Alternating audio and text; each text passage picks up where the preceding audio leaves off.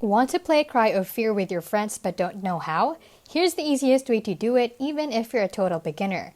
Download Radmin VPN, it's free. Install it on your PC and ask your friend to install it too.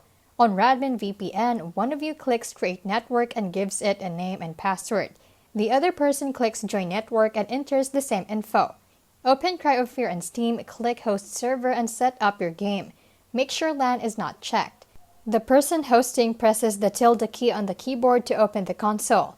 Type this in the console. The host now tells their friend the Radmin VPN IP address. You'll see it in the Radmin window. The friend opens Cry of Fear, presses the tilde key to open the console and types this. Replace that with the host's real Radmin VPN IP. If it doesn't connect right away, restart Cry of Fear or your PC and try again. This is the easiest way that actually works today. This has been How to Literally, where we keep it smart, simple, and scam-free. See you in the next one.